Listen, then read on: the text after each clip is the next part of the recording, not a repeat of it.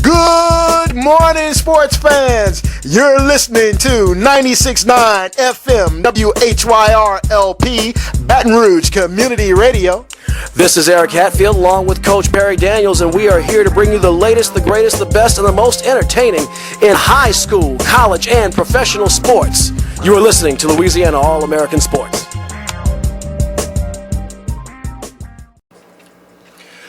Good morning, Baton Rouge. It's a warm, humid, fantastic late spring morning here in the capital city, and you are listening to Louisiana All American Sports. I am Eric Hatfield. And I'm Coach Perry Daniels. And we have a whole lot of sports going on, so we're not going to waste too much time with the pleasantries and introductions. We're going to just get right on down to the nitty-gritty. A lot of sports activity going on, really, in all the major sports. Of course, there's one sport where the clock never stops, but the sport that's active today on the diamond is on the diamond. We have our LSU Tigers. They are in the NCAA baseball tournament, and boy, did they give the fans at Alex Box Stadium a thrill yesterday. LSU rallied from a 4-2 deficit with 6 runs in its last 2 at-bats to defeat Southeastern Louisiana 8-4 in the opening game of the 2014 NCAA Regional at Alex Box Stadium, Skip Bertman Field. Southeast Louisiana, the Lions are always giving the Tigers a hard time, much like in nature. It translates to the baseball diamond. SLU jumped out to an early lead. They went up 1-0 with a home run yesterday. Pitching was pretty solid, pretty good. They went back and forth and back. They were trailing 4-2, and then the ball started jumping off the bats. The Lions began making errors with very sloppy defense. Then they got careless with their pitch selection, and it was gorilla ball time. LSU jumped all over them. Big plays in that 7th inning. They were trailing 4-2 going to that bottom half of the 7th, and the LSU took control of the game in the 7th, put it away in the 8th. Alex Bergman was hit by a pitch. Then Sean McMullen was walked with 1 out. Then Cade Civic poked a single past the shortstop, and then Bergman came around to score on a fielding error by the left fielder. That was a recurring theme that really undid the Lions yesterday. And then Tyler Moore singled to left to score McMullen to knot it up at 4. And oh boy, were the balls jumping off the bats in the following inning in the 8th. The real coup de grace was a home run that put LSU ahead for good 8-4. So very heck of a game, heck of an effort by the LSU Tigers. It just looks like the bats are getting hot at the best time for the LSU Tigers. Yeah, Eric, man, the Tigers are hot. It's interesting to see how far they can go. You claimed this earlier this week, man. You anticipate another national championship for these Tigers. I think this is that. Well, I'm going to be careful about saying that. I do think they're going to Omaha. No doubt about that. And I hear you. And I think they can win the national championship. Like the last time they went, I want to say it was 20. No, it was last year. Was it 2012 or 2013? I can't remember now. It's running together. But the last time they went to Omaha, I didn't think they were going all the way. I really didn't. But this year, they can. I mean, they are capable. It's going to be a tough field, but I do believe they're going to Omaha, and I think they can win the national championship. And this is the first time I really think they have a real shot since the last time they went. Tell me this, man. Did we cover our pitchers in today's game? And what time our start time is? Well, they're playing thank you. I'm glad you said that. They are playing the University of Houston today. That start time is going to be 7 o'clock on ESPN3. I know Aaron Nola is taking the hill for LSU. Don't have the name of the Houston pitcher, but my understanding was they were going to also, they were also going to throw their ace in the second game, so I believe it's an ace-ace matchup, but I don't have the name of the Houston pitcher in front of me. 7 p.m. ESPN3. If you do not have cable or you don't have access through your computer, go to one of the fine establishments in Baton Rouge and support your local economy. Come on out to one of our sponsors of Radio Palooza. Radio Palooza which today, is man. Today. It's a big day around here. Sir, from 3 to 10. Come to the radio bar. They have television sets in there. Hey, and downtown in Galvez Plaza. Galvez Plaza is where the big Radio Palooza events will take place today from 3 to 10. Yep. Come out, support Public Radio, WHYR 96.9 FM, WHYR-LP, Baton Rouge Community Radio. This is our biggest fundraiser of the year. Yes, sir. So come out and support your local community radio station. Absolutely. Go ahead, Perry. From the world of shock and awe, man. The number one ranked team in the country, the University of Louisiana Lafayette in Lafayette, they fell yesterday to the Jackson State Tigers. Big props to the SWAC and the Jackson State Tigers. This is Jackson State's first postseason victory. Their first postseason. Oh, period. I thought you were saying. I was waiting to hear since. Oh, period. Wow, that's unbelievable. They rubbed out the number one ranked team according to Baseball America in the country. And now ULL has their backs against the wall in their own building. I don't think they expected that. Pitching yesterday for Jackson State was Vincent Anthony. He picked up the win yesterday. He held this great hitting ULL team. They lead the nation in slugging percentage. He was able to spread out 5 hits over 6 innings. He received some relief assistance, and the relief pitcher Jude went 3 innings and gave up 3 hits. Right. Neither one gave up any runs. Robichaux led the way pitching for the ULL team. He pitched a pretty good game by all accounts. Oh, sure. He went 8 innings, only gave up 4 hits, but he gave up 1 run. And that's all it took. The Jackson State Tigers win 1-0 over the nation's number one ranked team, according to Baseball America. Baseball America. This is only the 5th time that a SWAC team has won in this tournament, and 3 of those times are by our very own Southern University Jaguars. Right. They've won 3 games in this tournament. The other team to win one, besides Jackson State, I believe, is Texas Southern. Correct. That is correct. And so that's the 5th time. This is a big deal, man. Yeah, man. 225-343-9927, area code 225-343-9927. Ooh La La was 53-7, or is 53-7 coming after this game. So not a lot of teams have put that notch on their belt at all. The J-State Tigers, though, I mean, the pitching wins baseball games, even in the college ranks. That's and we saw exactly that. right. ULL will face San Diego State at 1 o'clock today, also on ESPN3. Needless to say, it's a must-win. I expect the Cajuns to take that game, but, I also expect them to take game 1, so we'll see. Jackson State faces Mississippi State, an in-state a fellow in-state school. I don't want to say rival, but they're going to become rivals today, and that'll be at 6 o'clock on ESPN3. So SWAC versus SEC. This is going to be really interesting. This is big, man. Our Mississippi neighbors are probably invading the town of Lafayette right. as we speak, so that they can witness this historic game this evening. Yeah. And it looks like it may be very competitive. Mississippi State has a 38-22 overall record, Eric, but Jackson State has a 32-23 overall record. Right. So the teams have even records. It's going to be interesting to see how that develops. I'd like to, I know some ULL grads, man, who I know have huge smiles on their face right now. Overton Theory, I can see your smile as we speak. And all of the rest of that ULL crew that I'm familiar with. Just real quick SEC updates. Kentucky fell in the losers bracket. Yes. They dropped 1 to Kansas 10-6 yesterday. They will play. I think they were the only SEC team to fall in defeat. It looks like it, yeah, because they're going to play Kent State for their season. Vanderbilt blasted Xavier 11-0 yesterday. They'll face 18-1 Oregon. That's going to be really tough. That's at 7 o'clock tonight. Ole Miss plays Jacksonville State today. So that will be the first game in that particular region. That's a Saturday game. Also, Southeastern Conference teams. I think I might have gotten everybody there. Let's see.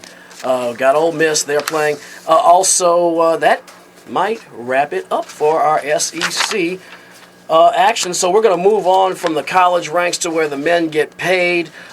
Florida But Alabama actually dropped a shocking upset. They lost to Kennesaw State. I forgot about that one. That was a huge upset as well. Yeah, and they play FSU. They play Florida State. Florida State was also rubbed out by Georgia Southern.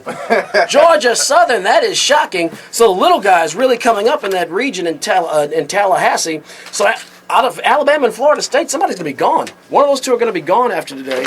Florida Gators, I believe, won the game in their bracket. I was just trying to search for it. There are a whole lot of brackets here. Arkansas advanced. They defeated Liberty. They will face Virginia, who was the top seed in that bracket. And that, I believe, that's all I got in front of me. I somehow, some way have misplaced the South Carolina advanced. They beat Campbell. I cannot find the Florida bracket. Here it is. Florida did, in fact, lose to College of Charleston, Perry. Florida lost. Now, last I checked, it looked like they were comfortably ahead in that game. It was low scoring, but I thought their pitching was... They dropped it. College of Charleston with a shocking upset. My goodness. 3-2. And they will advance to play Long Beach State, who's always perennially good. So Florida will play North Carolina in the losers bracket. One of those two teams are gone after today. Shocking upset. Texas A&M lost to Texas. Not a big surprise there. Texas A&M will play George Mason. The loser, of course, will be eliminated from competition. So there were some interesting results. That one snuck up on me with Florida, though. I had no idea that they dropped that game. That they dropped the game to College of Charleston. That is stunning. Well, where the men get paid in Major League Baseball. We like to keep you guys, of course, appraised of the situation as we move along. We're going to talk much more about Major League Baseball after the NBA Finals are over, so we at least want to let you know where the train is when it pulls off, give you at least a high-level view of where the teams stand. And then in the American League East, the Toronto Blue Jays are on fire. They just came off of a 10-game winning streak, and then they dropped 2 games back-to-back.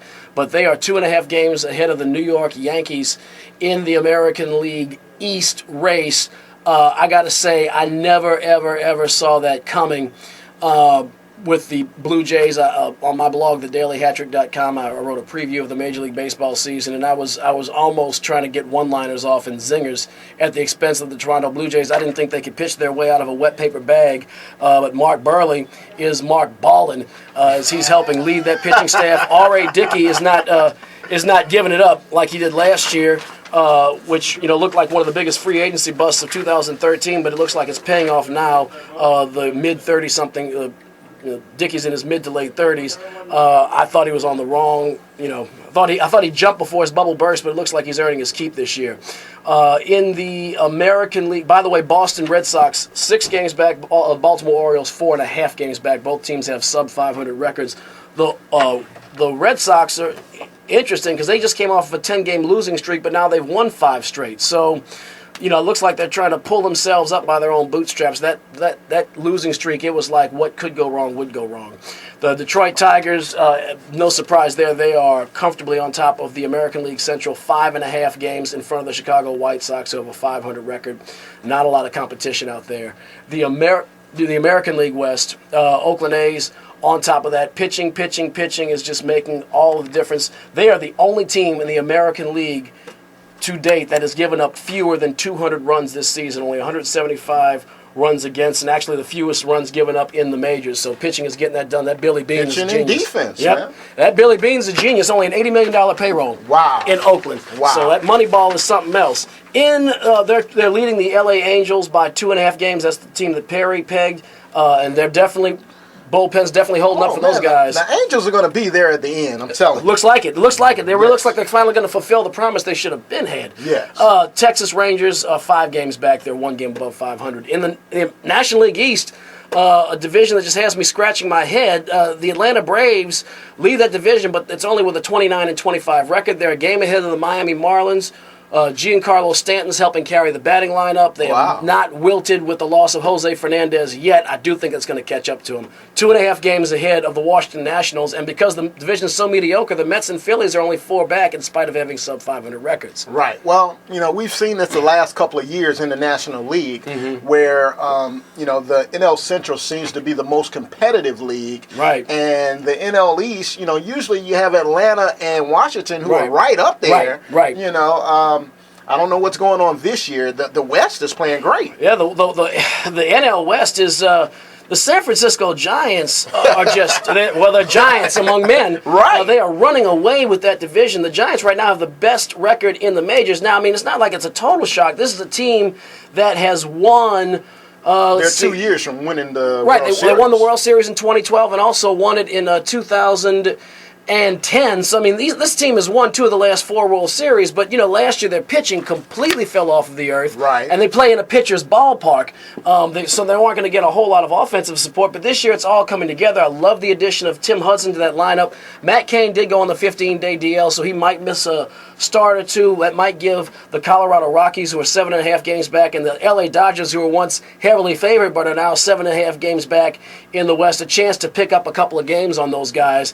I'm still not counting the Dodgers out yet. It's only late May. You're absolutely right. Colorado Rockies, I don't know where their hitting is coming from because their pitching is awful in spite of notwithstanding where they play in the thin air. Their opponents still pitch better than them in their own ballpark, but they're smashing the ball all over the park. Right. Troy Tulowitzki leading the National League in one of the major hitting categories. I believe it's batting average. Do we want to talk about the NL Central yet? Yeah, we were trying to get our report live from Busch Stadium, and our field reporter hasn't reported in yet. However, I do anticipate him. But let's go ahead and cover the NL Central, and if we're able to get in touch with him, we'll jump back into it. Absolutely. NL Central is becoming a 2-team race. There are only 2 teams with records greater than 500. The Milwaukee Brewers, who jumped off to an extremely hot start, have been leading the division all year, are now 4 games up of the St. Louis Cardinals. The Cardinals did actually close it down to a game and a half, but now the Cardinals have gone on a 3-game losing skid, and the Brewers have gone on a 3-game losing streak, so they would put some distance back there between them. But I think that's going to be... Brewers have gone on a winning streak.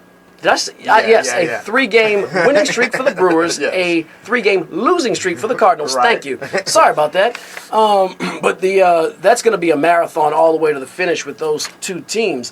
The teams the individual standouts leading in batting average. The leaders in the league. Sorry, stumbled over that. Victor Martinez is the AL batting average leader, but the printout actually cut off his average. Miguel Cabrera is second in the AL, though, with 328, so whatever Victor Martinez's average is, it's greater than 328. That's pretty good. That's pretty good. Troy Tulowitzki is batting 360 in the National League, and right behind him is Yasiel Puig of the LA Dodgers. That kid is so talented. He just, every time I see this young man play, he makes my eyes pop out. I think even Don Mattingly's learning to kind of work with him. There was a little yin and yang between them, but even he's, when you got that kind of talent, you just got to capitulate a little bit. And that's one of the toughest things for a coach in this particular situation, or the manager, is how do you bridle talent? Right. Because I'm sorry, go ahead. No, but it's a challenge that I've faced on the high school level. When you have extremely talented people, how do you bridle them into your system? And is it wise to do that? Reminds me of someone whose name rhymes with plate. Exactly. No, I hear you, Perry. Yasiel Puig, it's ironic because his surge late last season probably saved Don Mattingly's job. They went from being dead last to running away with that division with a tear, but there was always a tug of war between Puig. First of all, there's a language barrier. He's from Cuba, and all, the code that exists, particularly in Major League Baseball, he wasn't hearing any of it. He wasn't familiar with it. It doesn't make sense to him. Yeah. He's not from the culture. And whenever they tried to rein him in, he hit that no hablo inglés quickly. He wasn't hearing it, and it's just this guy's talent is just so overwhelming. He made a play last Sunday night. He was making plays in the field and tearing the cover off the ball. That's a story that's going to continue to develop this year. Right. Home run leaders, Nelson Cruz. I'll tell you, you better start checking in for those PEDs again because he's leading the AL with 19 home runs. Yes. If you remember a couple of years ago with the Rangers, he got busted for the joy juice. Right. Edwin Encarnacion is helping lead that surge in Toronto with 18 home runs. Josh Donaldson is providing what little offense there is in Oakland. He has 15 home runs. National League, Giancarlo Stanton of the almost said the Hurricanes, of the Marlins, the Miami Marlins, with 16 home runs. Troy Tulowitzki with 14 RBIs. Nelson Cruz leading the AL in RBIs with 49. Miguel Cabrera and Edwin Encarnacion with 48. Stick with us, folks. The NBA playoff report is coming up shortly. Giancarlo Stanton, 51 RBIs. He is running away with that right now. Yasiel Puig is second with 40, so that's a gap of 11 RBIs. Mark Burley leading the American League in wins for Toronto, immediately ahead of Rick Porcello. That's the pitcher that's really helping carry that lineup right there. Adam Wainwright and Zach of the St. Louis Cardinals, Zach Greinke of the LA Dodgers. We talked about him last week with 8 wins. Madison Bumgarner of the Giants with 7 ERA. Masahiro Tanaka has been all he's been cracked up to be with a 2.29 ERA leading the American League. Sonny Gray of Oakland right behind him, though, at 2.31, and Mark Burley at 2.33 in the National League. Got cut off. Jeff Samardzija leading in ERA. Right behind him is Julio Teheran with a 1.83 ERA. Jeff Samardzija of the hapless Cubs and Julio Teheran of the NL East leading Atlanta Braves. So that will wind down our report from the Diamond. Appreciate y'all sticking with us. 343-9927, area code 225-343-9927 to get in on the conversation. So, do we want to move over to the hardwood? We want to move to the hardwood, man. We had a series that came to a conclusion last night. Did it? And I think we've got to talk about that and the future of that losing team. Yeah, yes. I'll tell you what, then, if you missed it last night, the Miami Heat finished off the Eastern Conference Finals with a gigantic triple exclamation point. We're talking about Spanish. In the Spanish language, when you're writing and you have an exclamation, there's one upside down exclamation point, and then one what we would call right side up exclamation point. Well, I think we had that kind of exclamation point in that series.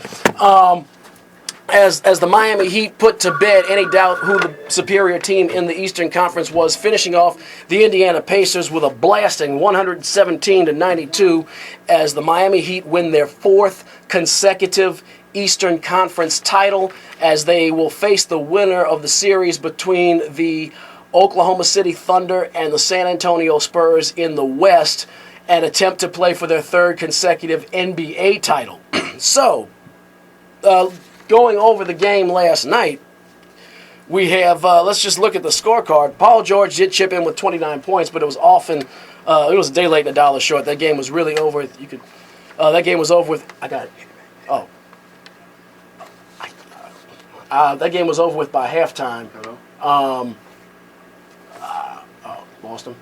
Sorry about that. Okay, game was over with by halftime, but he did chip in 29 points. David West was 16. The rest, it was just a snowball. LeBron James and Chris Bosh each had 25 points, the old quarter century mark. Dwayne Wade with 13 points. Just absolute dominance by the defending champions. A total team effort. I'll tell you, like I said, what you saw last night was the difference between champions and contenders, and it's the recurring theme we've been talking about with this Heat team. Like, whenever they want to put that foot on the gas, they do it, and it's just like they wait to smash you when you're at your weakest, and that's exactly what they did last night in American Airlines Arena. You know what, man? And it wouldn't be surprising to see this team win another championship. Oh, no. They're that good. It would not be surprising. Well, first of all, it wouldn't be surprising because they've won the East 4 straight years. So they are definitely in the series in which they belong. Yes. They're going to face an uphill battle.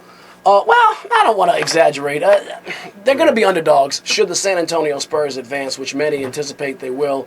And in spite of the fact that nobody has won a home game in that Western Conference Final Series, I think the prevailing thought is that Greg Popovich knows how to close a series out. So even though that closeout game is in OKC tonight, I think San Antonio is going to win that game. A lot of folks do. Should that happen, the San Antonio Spurs, I believe, will be the favorite. We'll have the fixer hopefully calling us up a little bit later today to give us that presumptive set of odds. If they face Oklahoma City, I think Miami will be favored, but they will have to go on the road. They're only going to get 3 games in that series. So we're going to take a quick intermission on the NBA, though. We have a caller on the line, Perry? Yeah, Eric, we have our caller that is live from Busch Stadium in St. Louis, Missouri, and he is going to give us the report from Busch Stadium. Last night, the Giants beat the Cardinals 9-4 at Busch Stadium. The winning pitcher was Madison Bumgarner. That was his seventh win of the season. That's exactly right. And he gave up 3 hits and went 7 shutout innings. The losing pitcher last night was Adam Wainwright, who gave up 7 runs on 8 hits in 4 1/3 innings. So losing his quest to be the National League leader, solo National League leader in wins. Exactly right. So we've got my buddy Brian, man, and Brian's on the phone, and he is going to give us what's taking place right now at Busch Stadium and what they have to look forward to tonight. Brian, are you there? Yes, I'm here. How you doing today, Greg? Doing super fantastic, Brian. Go ahead, man, and tell us what's going on today at Busch Stadium in St. Louis, Missouri. Well, beautiful hot spring day in Busch Stadium today. Tonight, pitching for the Giants is Yamil Teddy. He's a right-hander, has a 3.2 record with a 5.0 ERA. For the St. Louis Cardinals, pitching is Michael Waka, a right-hander. Waka, waka, waka. That's right. Go ahead, Brian. Michael Waka, a right-hander with a 3.3 record and a 2.6 ERA. Fantastic, man. So that's what's going down tonight. We've got Waka versus, who's that Giants pitcher? Pettit. Awesome, Brian. Hey, man, I appreciate you giving us the updated report from Busch Stadium. Tell me, I got one last question for you, Brian. Tell me this, man. The African-American for the Cardinals, what position is he in the lineup today?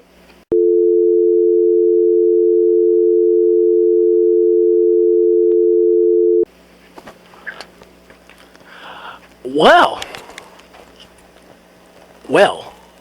that's a lot of downtown there. What happened there? I don't know, I just heard silence. Wow. Just asked a simple question, he kind of bolted off Yeah. on us. Well. Okay, maybe next time. Yeah, maybe next time. We'll All right. All right, go ahead. Let's get back to the NBA report.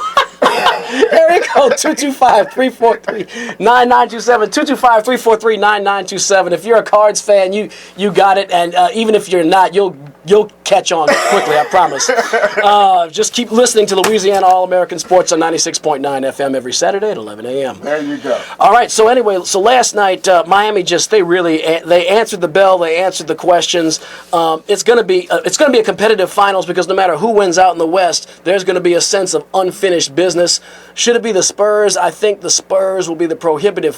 They're going to be the favorite because they're going to have home court. And but Miami, if they play like that, what we saw last night, if we see that, boy, oh boy, oh boy, oh boy, they are when they play that kind of basketball, they look bulletproof. Right, they really do, man.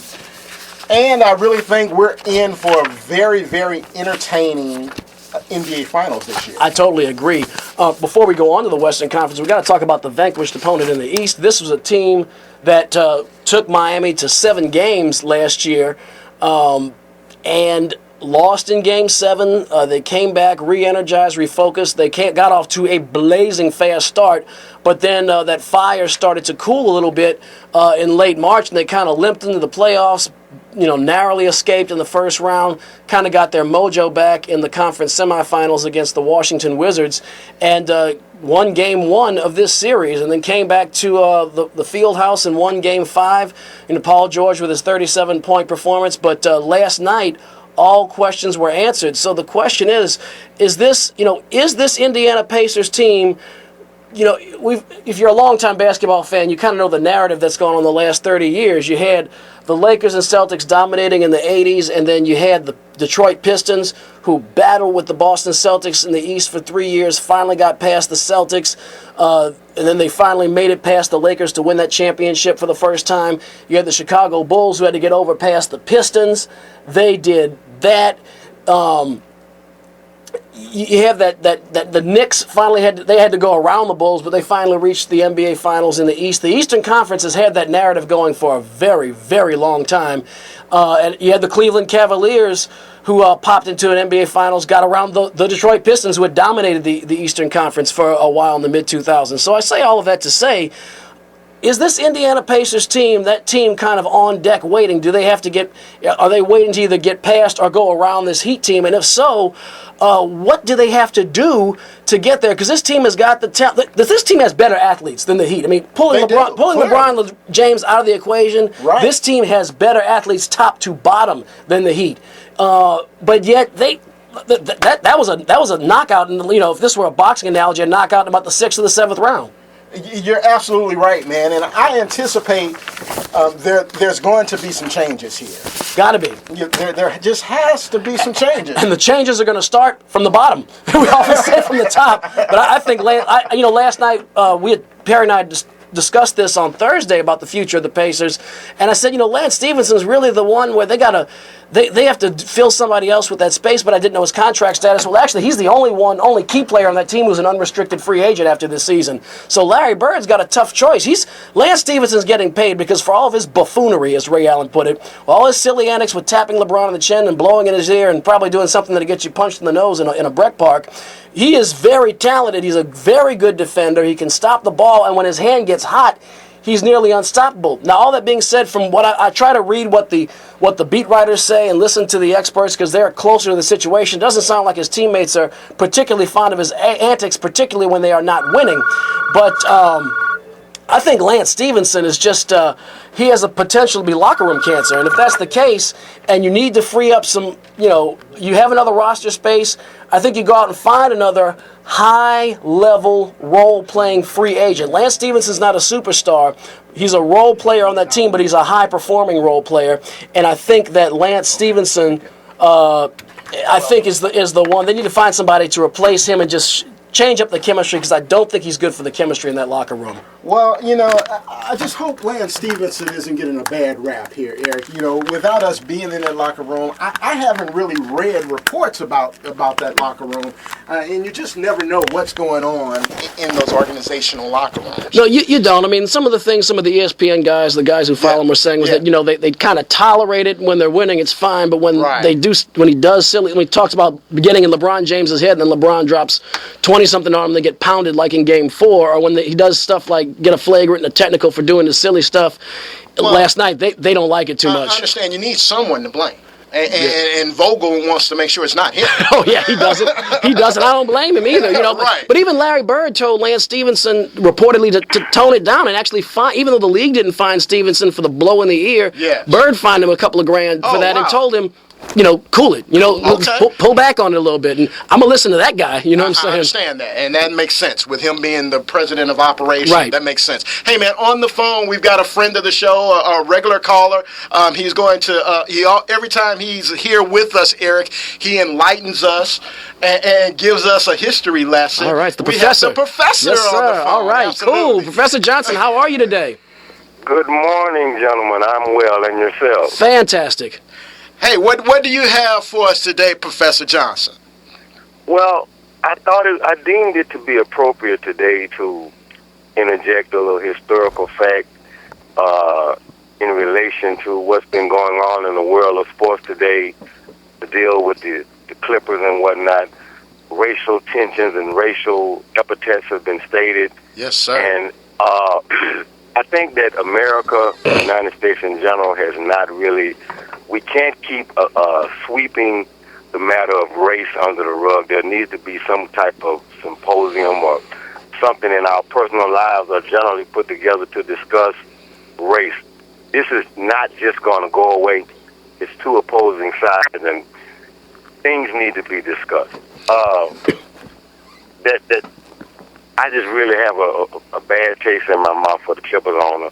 Although the statement that he made was made in the privacy of his own home, again, that still rings to the issues that we have with race. We know what he thinks. With that being said, we just recently celebrated the Memorial Day holiday, which is a holiday that I love. was doing a little research, and I ran across some things, and I said, well, I think Perry would be interested in hearing this, not to monopolize a great deal of time, so I'm going to give you the abbreviated version. But, however, Memorial Day was initially started by a group of slaves in Charleston, South Carolina, May 1st, 1865, to honor 257 dead Union soldiers whom were buried in a mass Confederate prison grave camp. Wow. The former slaves dug up the bodies and worked for 2 weeks and individually buried each one of those in a proper grave and marked the graves. And this was at a former Confederate prison. So former slaves who were sympathetic to the cause of the Union took their time and removed each one of those bodies in a 2-week period and properly buried them. Hence, you have the origin, the real origin of Memorial Day. I know that's not sports related. No, but that's interesting to know. Professor Johnson, that is extremely appropriate. In fact, last weekend, I lost a little sleep for not having you on last weekend with that message. So yes, sir. I really appreciate you coming back with that today.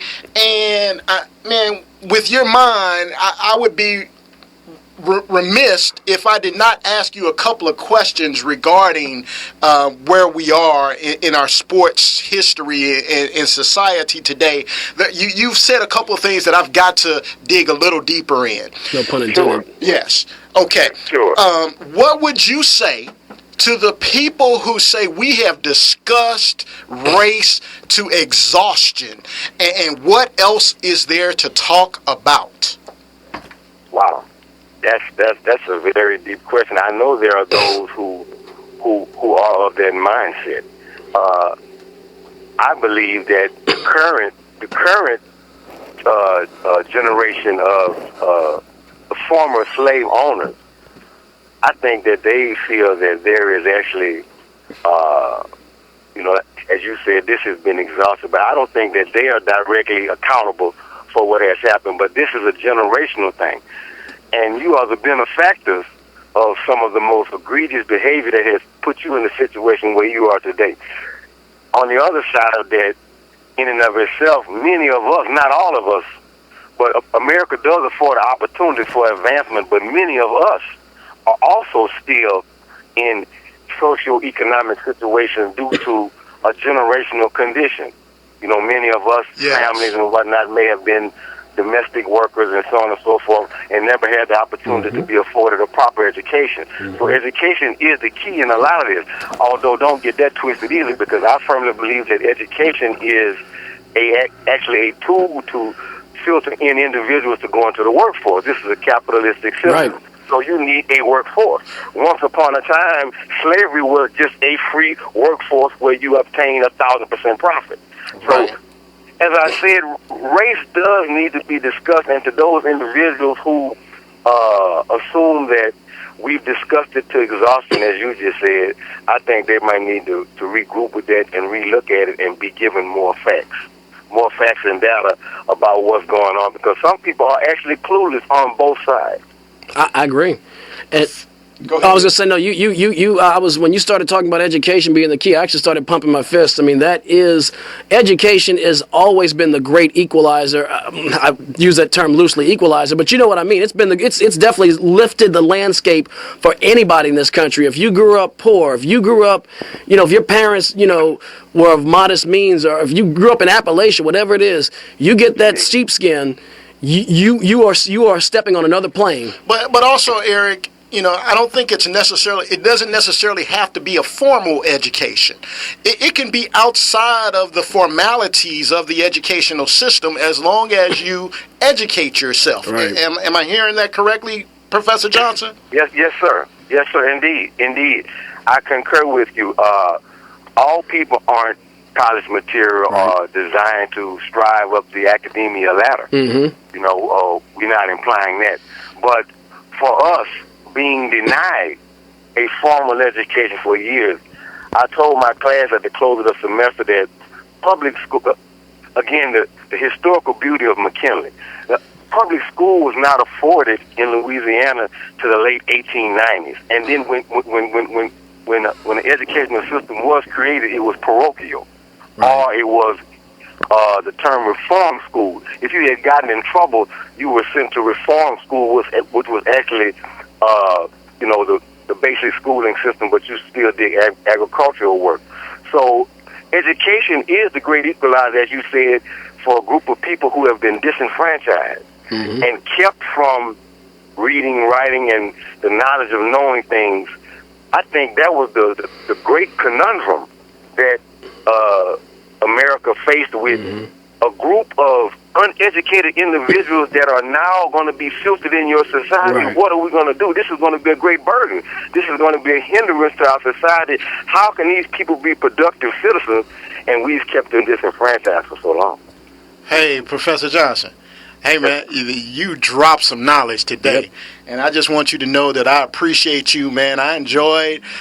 Keep those posts coming, man. I really appreciate that. And it was fun walking down memory lane the last couple of days. So you keep that coming. And you're welcome here anytime, good brother, anytime. Thank you, gentlemen. I really enjoy you affording me the opportunity to share. I love sharing information and discovering that which was lost and sharing things with those who do not know. Professor, thanks so much. Appreciate it.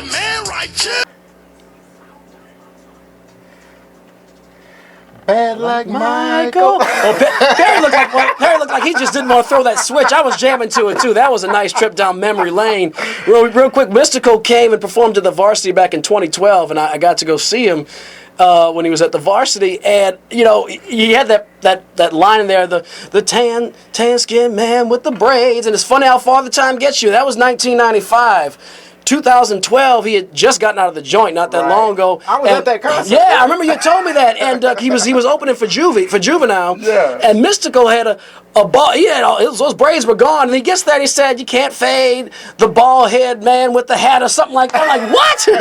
Come on, man. What braids? I mean, my God, Father Time, undefeated, untied, but who's not undefeated and untied are the Oklahoma City Thunders. They face elimination tonight in Game 6 of the Western Conference Finals, hosting the San Antonio Spurs.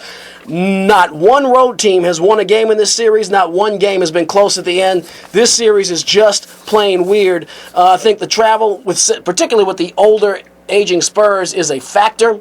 But also the home crowd, which is very energetic for OKC, is a factor, and having Serge Ibaka back in the lineup is absolutely a factor. And there was definitely some I told you so. Perry said that series was going to turn. I was thinking possibly a sweep last week. That ain't the case. No, that's not the case, man. In fact, I'm anticipating elimination tonight. I think this is it. I think this is when the road team finally wins. San Antonio, in that last game, looked like they finally solved the Serge Ibaka problem.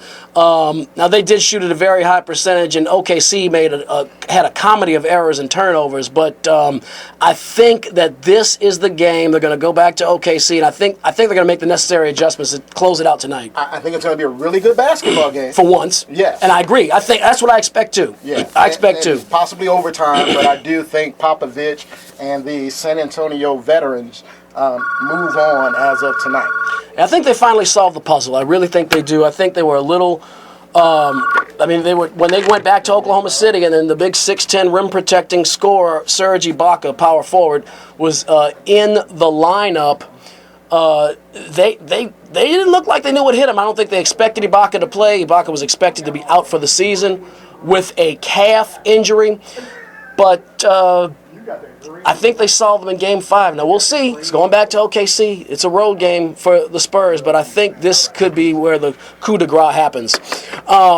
So we'll see who's right and who's wrong. Perry called this. Looks like so far Perry's vision for this series came through as they won it in 6. He's definitely had an I told you so on that one.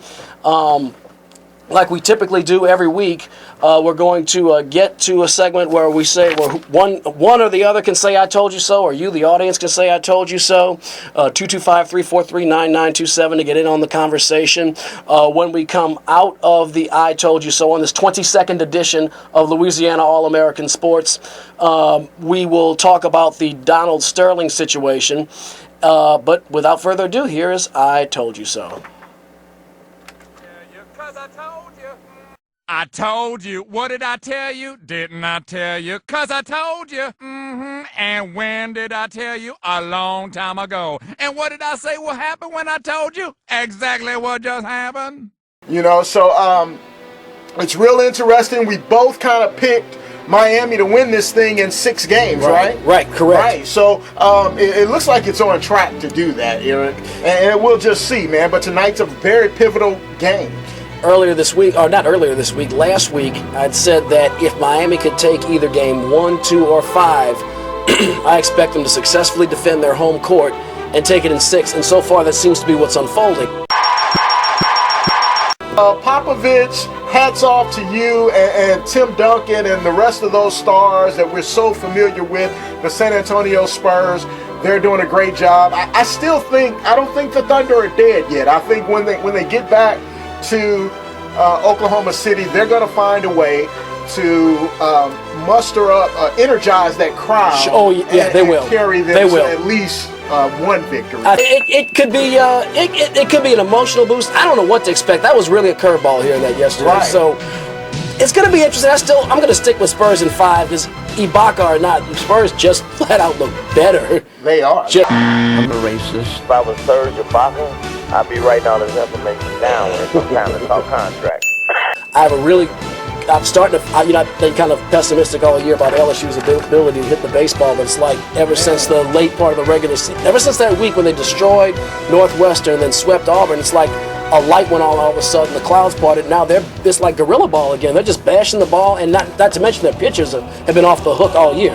And Coach Maneri seemed like, the strategy was exactly this, that around this time of the year, that they would be hitting the ball well, and their pitching would be clicking on all cylinders. And it is, and I'm starting to get a real kind of a championship kind of feel about this year I haven't had in a while, really, with the LSU Tigers, and that's since 2009 when they won the whole enchilada. So right. Good luck, Tigers. It's a chance. And it's a shot. And Perry, you brought something up about that top 8 national seed. Yes. About LSU now, if they win out, let's say they beat Florida. How much more can a team do than run through? And then if they beat a team the likes of Florida, if they get that matchup. I just think the biggest issue, though, Eric, is that you got the number 2 ranked team in the country, right, just 40 miles up the road in ULL. And when you're talking regional, that LSU has to be considered in that region. Right. I think they're locked for the first set of regionals. Yeah, but the super regionals, that's that. It would be a bit of a snub for that to not go to Lafayette first. I mean, if they want to do one in Lafayette and one here, and I wouldn't put that past them either because they love doing games at the new box.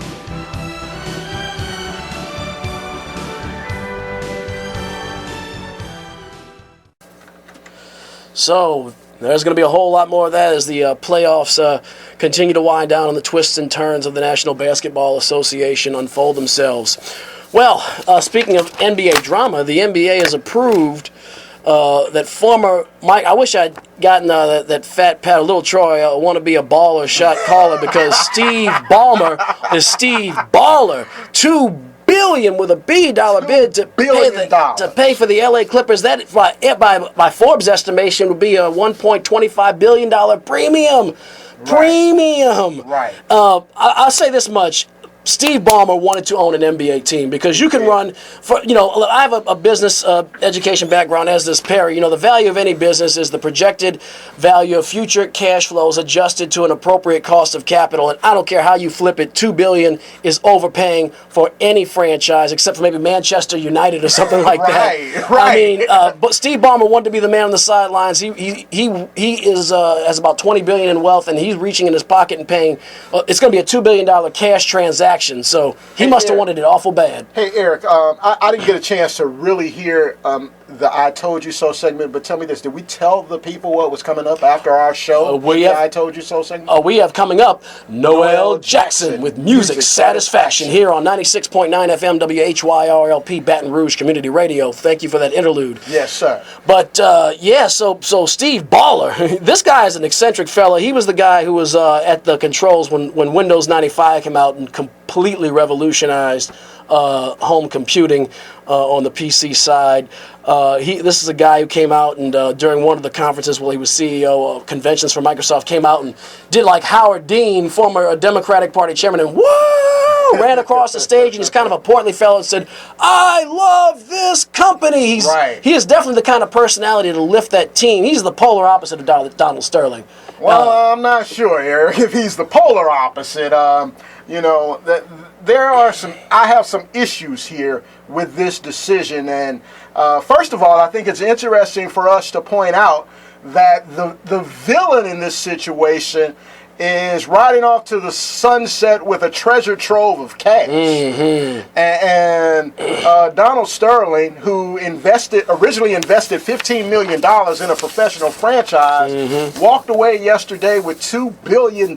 With a B. It is the price tag far and away the most ever paid for an NBA team. And I know there's one other franchise in North American sports that went a little north of $2 billion, but it wasn't in basketball. The Bucks had already set a record with $550 million paid for that team earlier. Now, that's a mid-sized market. The Clippers were valuated around $750 million. The Lakers are probably just under $750 million, $700 million. Which is high for any franchise, really, especially basketball. That's a huge return on investment. Oh, it's crazy. This guy is turning a profit. That's just how badly they want to get him out of the league and bury him.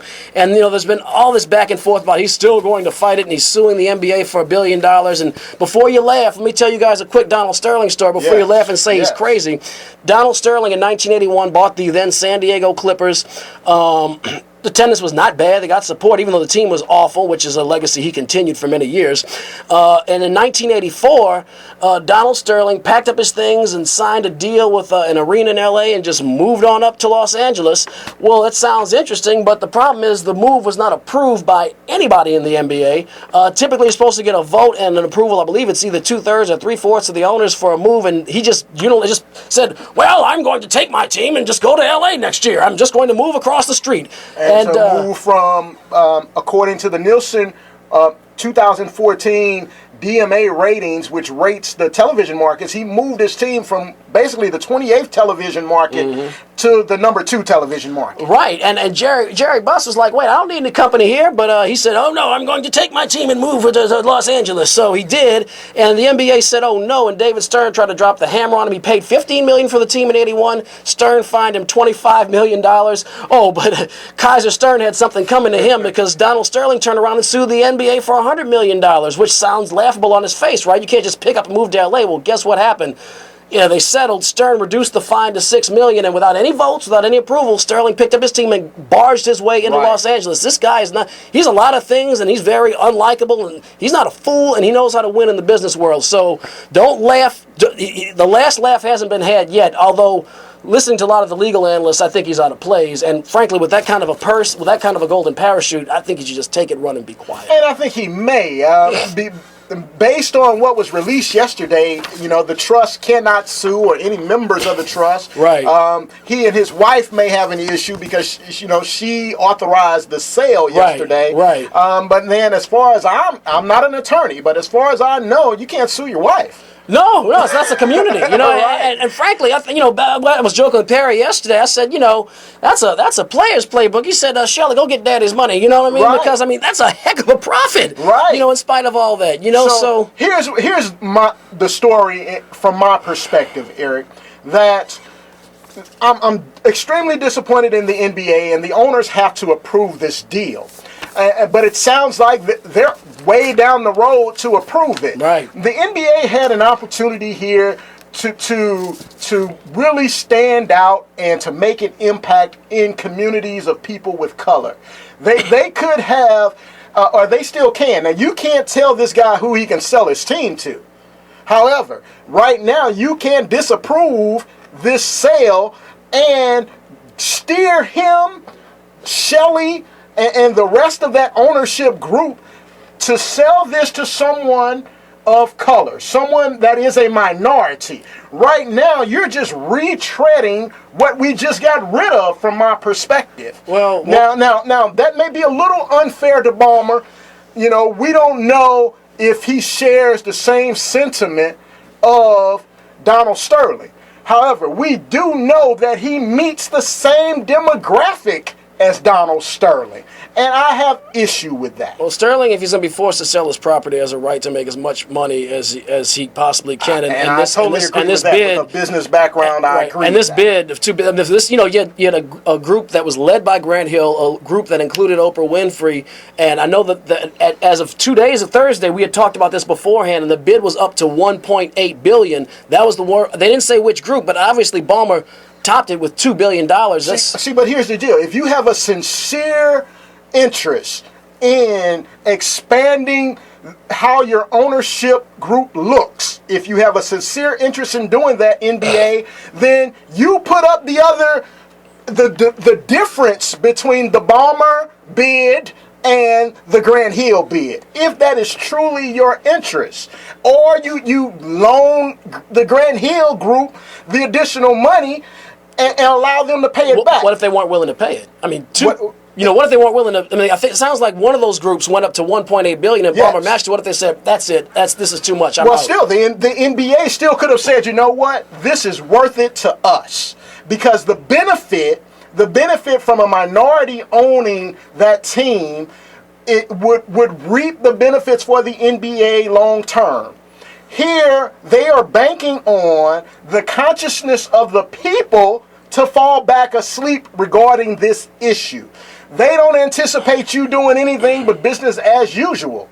Would you say it would be unfair? I mean, but what it almost sounds like, I'm just going to play devil's advocate, it almost sounds like you're suggesting being prohibitive to Steve Ballmer from the get-go. And this is a guy who, in the end of the story, came up with the biggest bid, came up with the most cash. So, I mean... I don't like to frame it as being prohibitive of Mr. Ballmer. I like to frame it as being proactively searching for a minority.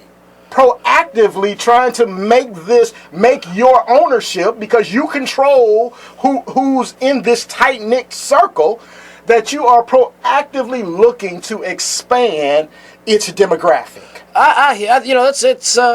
It's one of those things where I think you have a lot of forces coming into play that both complement and contradict one another, and it's never a neat business. But I think one thing we can all agree on is it looks like it's closer to Donald Sterling being 100% out of the NBA, and that's a win no matter how you slice it.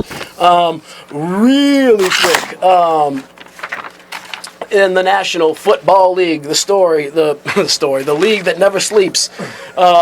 DeMaurice Smith, I'll tell you, these guys are all so brilliant as far as using the resources they have to make a point and make a power play. I mean, it just amazes me the power and the influence that these individuals in these stories have. DeMaurice Smith, NFL Players Association Executive Director, was critical of Roger Goodell on a number of topics in a Thursday press conference, ranging from punishments to expanded playoffs to HGH testing. First, he led in basically saying that, when players make a mistake and violate personal conduct, they bring the hammer back down on them quickly. He was referring to Colts owner Jim Irsay, who was caught with prescription drugs that didn't belong to him and got popped for a DUI, and that Goodell has still not implemented discipline on him yet. Perry's often brought up, well, hey, the commissioners work for the owners, and that could be part of the delay here. He also talked about the delay in HGH testing, how the players did not want Roger Goodell to be the judge, jury, and executioner in that. And then I thought he reached a little bit, kind of taking a jab about the probability of expanded playoffs in 2015. He said, well, they haven't come to us with anything, but I'm thinking to myself, they haven't even approved a format yet. How can they? But you got to take those jabs in the media when you can. It's a tug of war. Yeah, and I think, that was his point, that you're asking me to consider a hypothetical that hasn't taken place. Right. I mean, I understand that's the nature of hypotheticals, but right. Hey, everybody's got a jockey for their position. This man didn't get to where he got. None of these people got to where they got being nice guys all the time. Sometimes you break a few eggs. Hey, you got to. You can't make an omelet without doing it. So we'll see how that develops as we come along. Wish we had some more time to discuss that. I know, man, but now we're at the end of our show. Yep. So you've got 7 days, folks, until we meet again. But we like to thank you and Like we always say around this time, ADT, JNS, love you. have a good afternoon. Hail to the king and lots of love. May he protect us from the evil. Hail to the king, lots of love. May he protect us from evil.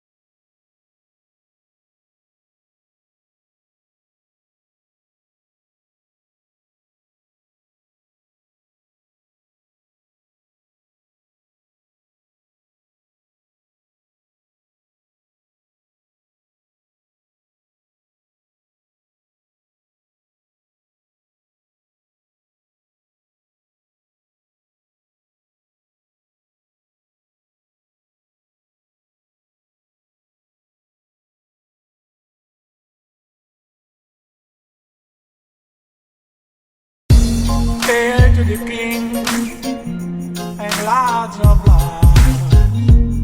May He protect us from the evil